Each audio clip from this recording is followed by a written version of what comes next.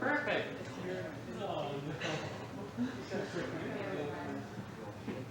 Stay still, folks. Somebody else. Don't move. Don't move.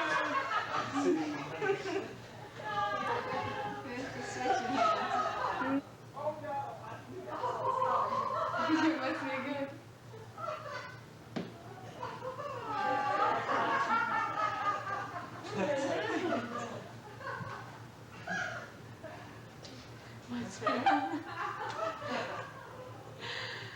Can we leave now, or if you abuse the same? You'll see it.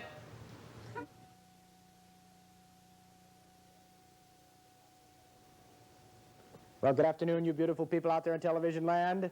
Welcome to another edition of the Tom Murray Show, or Who Needs Johnny Carson, at 4 o'clock on a rainy Saturday afternoon when we have a juvenile jury to pick, question. Now, we all know, of course, the juvenile jury is the game where I, as your quick-witted hostess, asks a series... Did I say hostess? I wasn't so quick-witted after all. As your host, ask a series of questions of anyone in sight, including, never mind, the contestants in the program, and then our mistress of chalk, Jill Helzel, marks the scores on the board. Yeah, I really am quick today. Well, anyway, let's meet our contestants today. What's your name, young man? Vic Reynolds. Now, I take it that yellow hat has something to do with some activity that you're engaged in? Yeah. Let me guess. Bowling. No.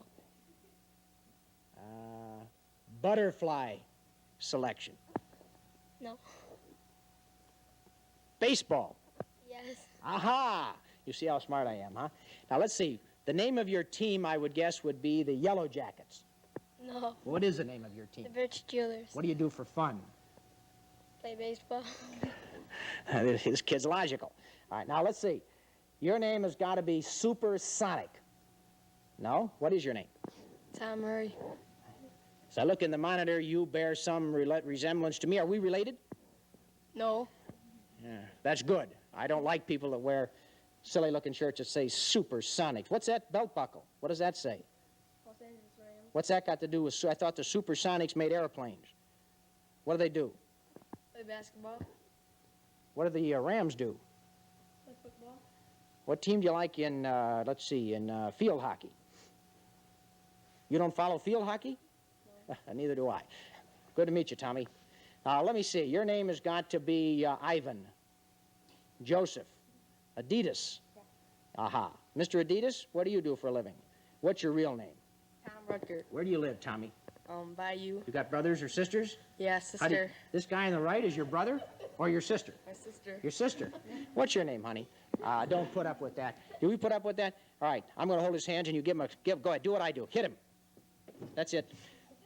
Ladies and gentlemen, we promised you a little violence in kiddie time television. You just saw it. Television's been due that for a long time. What do you do, Tommy, besides take a licking from your brother every now and then? He's a pretty tough kid. I play all sports. All sports? What do you do when you play all sports? Do you use a stick or a ball when you play? I've never played that game. I don't know. I play just about every sport. Every sport? Uh-huh. Do you like girls? Well, don't answer that. Listen, do you like girls? Let me ask you a question. What do you think about this lady over here in the yellow shirt and the white pants? Come on, Tony. You see, I know you. I had a talk with you a while ago, and you indicated that you thought that Jill Helzel was rather, what did you say, a rather neat kid? How did you describe her? I did. Well, Tony, courage, lad, courage. This is your chance. Jill, what do you think of Tony? Think he's a neat kid? Yeah, I do. Oh. Tony, come back. Come on, Tony. All right, now, don't you think, have you ever heard of tit for tat? No. All right. You hit your brother, now your brother gets to hit you. More violence, go ahead. Very nice. All right, thank you. Justice. After all, this is a court of law, ladies and gentlemen. The New York, what? They used to play baseball, didn't they? No. Huh? What's your name? Jim Murray. What? Jim Murray. Are you any related to this guy down here that's got the Supersonics and the Los Angeles Rams on his belt buckle? I hope not. That's a good answer. How do you like girls? I hate them. How do you like baseball? I like it. Apple pie? Great. Good. Chevrolets? Sorry. All right. That's a pretty good response. Well, now let's play the game, ladies and gentlemen. This game is extremely simple. First, of course, this is an intellectual program. You can tell that by what's happened so far.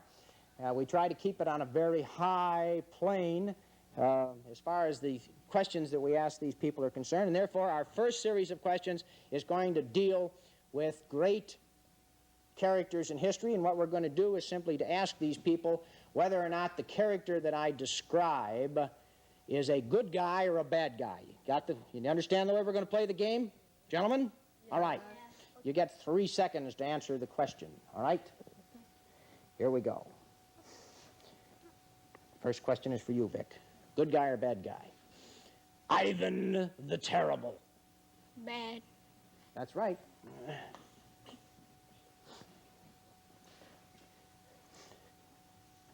President Dwight Eisenhower. Good.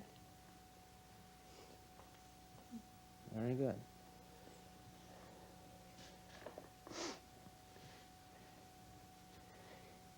Adolf Hitler. Bad guy. Very good. The Little Flower of Assisi. Bad. The Little Flower of Assisi. She's a saint, for heaven's sakes. Well, you'll find out later. Sorry, Tony. That's all right. Adolf Eichmann. Bad guy. That's right. Ladies and gentlemen, he gets 20 points for faking out the host. Wasn't that cruel, the way I did that to these little children? Now, there's a little psychology in that, ladies and gentlemen. You see, simply by voice inflection, I was able to suggest to them what I was trying to say, or something like that. You get the lesson. Now let's find out another aspect of your learning. I'm going to give you the name of an individual, probably in sports. I might even give you a nickname. If you tell me what sport he played, you get 10 points. All right, here we go. Babe Ruth. Baseball. Very good. Very, very good. Ted Williams. Baseball. Very good.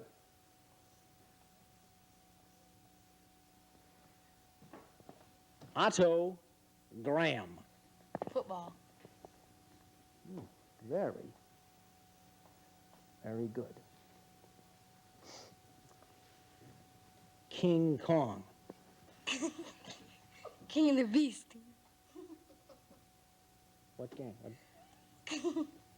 Game? Oh, climbing the Empire State Building. Very good. Climbing the Empire State Building. Excellent. Very good response. That's a great sport. People are doing. Did you see the other day where that guy Spider-Man went up to, what building was that he went up? Eiffel Tower. Well, not the Eiffel Tower. He went up the Sears Building in Chicago. That's a great sport, climbing buildings. I'm going to give you the easiest one of all. All right? Joe Smith. Hockey. Sure, Joe Smith. There's a Joe Smith in every sport. He got it right, ladies and gentlemen. There's a Joe Smith that plays baseball. There's a Joe Smith that plays basketball. There's a Joe Smith in every sport, thank goodness. You got 10 points. Now, you're the only one that hasn't scored 20 points. How come? Because you thought the St. Francis, you thought the little flower was a bad guy. Anyone that could think that is in trouble. All right. Now, one final question. One final question. One final question. This is what's known as a situation. I'm going to describe for you a situation, and you have to tell us how you would solve the problem, all right? You're playing in the basement. There's a toy that let's say that you're playing with a football. And your sister, I know you've got some sisters because I know some things about you. Interviewed you before the show, 3 sisters. And who's the sister closest in age to you, Vic? Krista. And Krista comes up and says, "That's my football," and grabs it from you and walks away. What do you do? Buy another one. All right? Same situation. We're going to find out which of you is the best psychologist, the best peacemaker. Same situation. You've got the football. Your brother Jimmy walks up to you and just grabs it from you and takes it and says, "That's my football," and walks away with it. What do you do? Punch him. Right? Buy a new football and punch him. Write those answers down. These are good answers.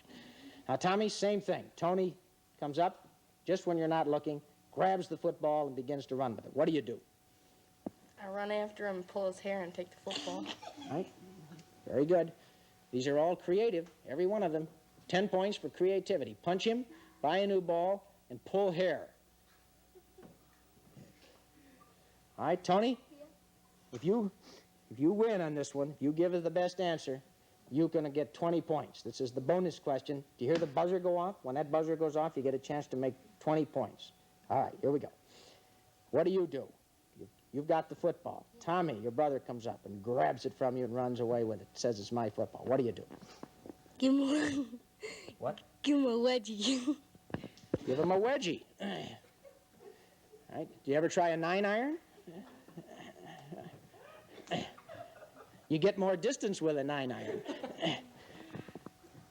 All right, same problem. You got the football, Jimmy, and your brother comes up and takes it away from you. What do? Punch him. Boy, well, someone's already given that answer. You got to come up with another one. Kick his butt. Please, this is television. We don't use that kind of language. Put it in more gentle terms. Take the bark off it. Kick him behind. Very good. Ladies and gentlemen, these youngsters have shown a great facility with their vocabularies and a great sense of social, accommodation. I think they all deserve a great big round of applause. Who won the game? I think it's a tie. Jimmy, the winner. All right, Jimmy, terrific. You won you happy about that? Yeah. How do you feel now that you won this contest? Great. All right. You're hungry, he says he feels hungry. Okay, very good. Thanks a lot, crew.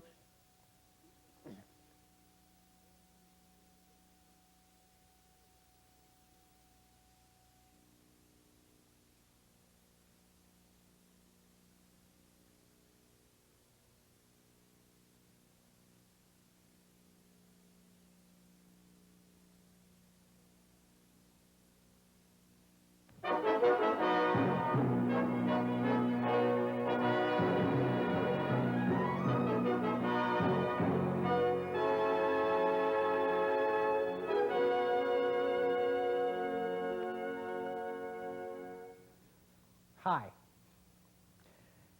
My name is Tom Murray, and I'm a trial lawyer. Would you believe it? I'm here to talk trial law, the real thing. Winning the adequate verdict. I know when you got the brochure that told you about this program and what it was all about, you thought, here's another one of those hot seminars that's going to teach me how to be a better trial lawyer, didn't you? Come on, be honest. Put that beer down and look me in the eye and tell me, isn't that what you thought? Of course you did. Sure. Tell me the truth. That's sure. You thought that's what it's about. Education, didn't you? Well, you're wrong. You couldn't be more wrong. You know what this series, Winning the Adequate Award, is about? Money. Money! Do you really think that deep down in the heart and the soul of most trial lawyers, down where we tick, there's the altruistic motives to help our fellow men, to get an award for these plaintiffs that we talk so bleedingly and passionately about? Of course not. We're interested in only one thing: money. Money, green money, lots of money, big verdicts, 7 figures, 8 figures, 9 figures, 100 figures. That's what this series is about. And that, ladies and gentlemen, is why we have with us today Belli. Belli knows something about money. Preiser, he knows something about money too. But we don't have Belli. Colson, he knows a lot about money. Lane, no. We got somebody who really knows something about money. We have a trial. I call him a trial lawyer, but the reason he's here, ladies and gentlemen, is because he's a trial lawyer with guts. Let me tell you about this guy. His name is Savage. And the name fits, because when he gets in the courtroom, that's what he is. He's a killer. He's a savage. You unleash this man in the courtroom on a cross-examination, and he literally rips from the mouth of that unwilling and unwitting witness whatever he wants. Savage. Joe Savage. Remember the name. Remember the name. Now, this isn't a man of letters. You know what this man spends his spare time doing? You want a hero? You feel a void in your life? You want a trial lawyer that you can admire? Someone who does things off the beaten track? Let me tell you about this man. He raises stud horses down in Lexington, Kentucky. That's the kind of a trial lawyer that I want representing me. If I get my arm taken off, or my leg taken off, or my neck, or my head cut off, that's the kind of trial lawyer I want. A stud farmer. Without further ado, ladies and gentlemen, let me put it in the parlance of the real TV world. Ladies and gentlemen, here's Joe